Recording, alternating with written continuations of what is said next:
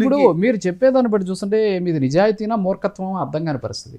నిజాయితీనో మూర్ఖత్వం మీరు చెప్పాలా, ఓకే లేదంటే పక్కన వినేవాళ్ళు చెప్పాలా. ఓకే నిజాయితీ మూర్ఖత్వం అంటే నేను చెప్పిన దాంట్లో తప్పు లేదన్నా ఉంటే చెప్పండి మీరు. అవును అంటే అంటే చూసే వాళ్ళకి ఏంటంటే అంటే నేను ఓకే, మీ మాటలో నిజాయితీ అంటే నేను కనిపిస్తుంది. తగ్గిపోతే కాదు కాదు, మీ మాటలో నిజాయితీ కనిపిస్తుంది. అట్లా కాదు, At the same time, మీరు మాట్లాడేది నాట్ రైట్. కాదు sir, at the same time ఈ రోజున రాజకీయాలకి లౌక్యం కూడా ఇంపార్టెంట్ కదా, ఆ లౌక్యం లేదేమో అనిపిస్తుంది. ఇప్పుడు లౌక్యము అని అంటే అంత తగ్గిపోయి, లౌక్యం అంటే ఏంటి? ఏదన్నా ఒక సమస్య జరిగినప్పుడు దాన్ని లౌక్యంతో పరిష్కరించాలి కానీ బానిసలుగా వాళ్ళ కాళ్ళ దగ్గర నిలబడుకొని వాళ్ళు ఏం చెప్తే అది చెప్పే లౌక్యమా? ఓకే అంటే నీకంటూ నిజాయితీ లేదా? నువ్వు భారతీయ పౌరుడివి కాదా? నీకు సీమునెత్తురు లేదా? అలాంటి వాళ్ళు ఎంతమంది ఉన్నారు సార్ దేశంలో రాజకీయ దండిగా ఉన్నారు, దండిగా ఉన్నారు అట్లా ఉండే వాళ్ళు అందరూ. కాకపోతే వాళ్ళకి అండలేదు, ఓకే అండలేదు. ఎక్కడికి పోయినా ఏ పార్టీకి పోయినా బానిస బతుకులే. కాంగ్రెస్ పార్టీలో బానిస బతికే. రేవంత్ రెడ్డి ఒక బానిస. చెప్తానా ఈ రోజు రేవంత్ రెడ్డి ఏం చేయాలనో, రాహుల్ గాంధీ కా నుంచి మీనాక్షి నటరాజన్. ఎందుకండి వేరే రాష్ట్రం వాళ్ళను ఈ రాష్ట్రం మీద పెత్తనం దేనికి?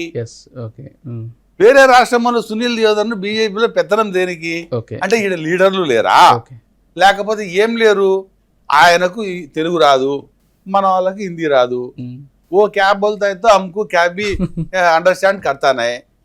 ఆయన ఏం చెప్పేది మనకు తెలియదు, మన ఎందుకు ఆయన పెట్టేది? ఇది అంతా ఒక భయం. రాజకీయ పార్టీలకు ఏం భయం అంటే మా చేతులు ఆడ దాటిపోతారో అనేది ఒక పెద్ద భయంకరమైన భయం వీళ్ళకు. నిజంగా చాలా గొప్ప మాట చెప్పారు మీరు. ఎస్పెషల్లీ చాలా రాజకీయ పార్టీల్లో ప్రతి పొలిటీషియన్ పరిస్థితి కనీసం భావ ప్రకటన స్వేచ్ఛ లేనటువంటి మీరు ఆల్రెడీ మాట్లాడారు. ఎవరికి లేదు. సేమ్ టైం బానిసత్వం గురించి మాట్లాడారు, అలాగే భయం గురించి మాట్లాడారు. ఈ మూడు లేకుండా ఒక సమాంతర రాజకీయ వ్యవస్థని కానీ, ఒక సమాంతర రాజకీయ పార్టీని కానీ మనం భవిష్యత్తులో చూడొచ్చు. ఖచ్చితంగా వస్తుంది. ఇంకా వ్యాక్యూమ్ ఉంది.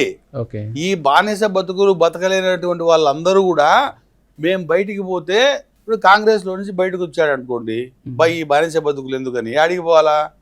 పోనీ తెలంగాణ వాళ్ళు కేసీఆర్ దగ్గరికి పోయాను అనుకో, ఆడంగా పెద్ద బానిస. పోనీ ఆ నుంచి కాంగ్రెస్ లేకపోదామంటే ఇది ఇంకా పెద్ద బానిస.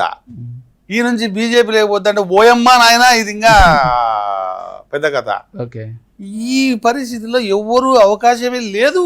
ఓకే, అంటే మేము శ్రీరామచంద్రారెడ్డి గారి నేతృత్వంలో ఆ సమాంతర రాజకీయ వ్యవస్థని, ఆ కొత్తదనంతో కూడిన రాజకీయ వ్యవస్థని చూడగలమంటారా? ఖచ్చితంగా చూడొచ్చు.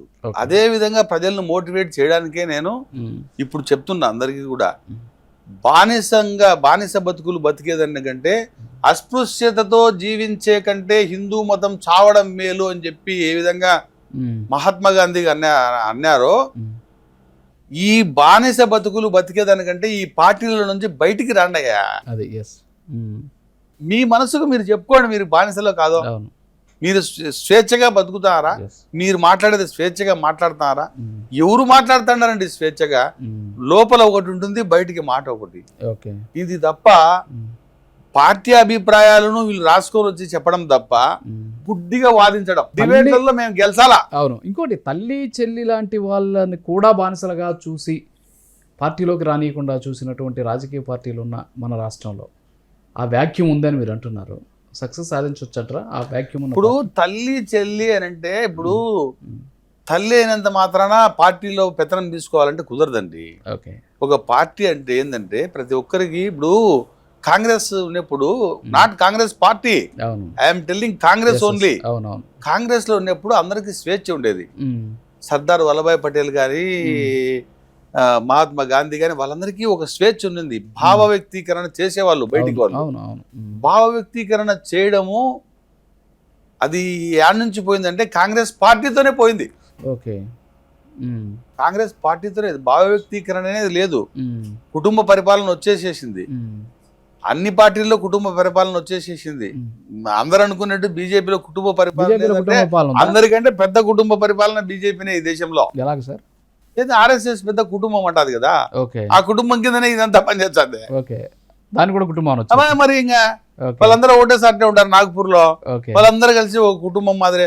కుటుంబం అంటే ఏంటంటే బంధుత్వమై కడుపును పుడితేనే కుటుంబమా?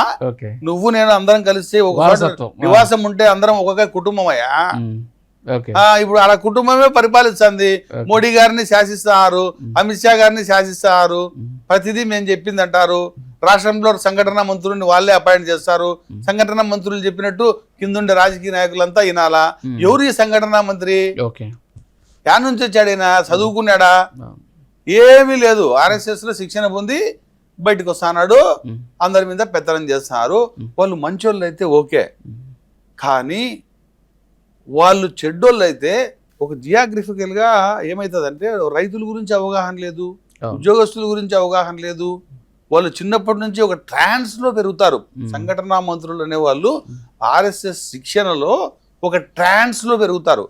వాళ్ళ మూడు ఎట్లుంటుందంటే మేము గొప్ప, మేము దేశభక్తులం, మేమే గొప్ప, మీరందరూ తూచు. మన బీజేపీలో ఉండే వాళ్ళ మీద కూడా వాళ్ళ అభిప్రాయాలు ఏంటంటే నేను గమనించింది 10 ఏళ్లలో, అబ్బే ఈ బీజేపీ వాళ్ళని నమ్మకూడదండి, RSS ఒరేది ఎన్నోసార్లు నేను నిన్నా దొంగలు నా కొడుకులు బీజేపీ వాళ్ళు.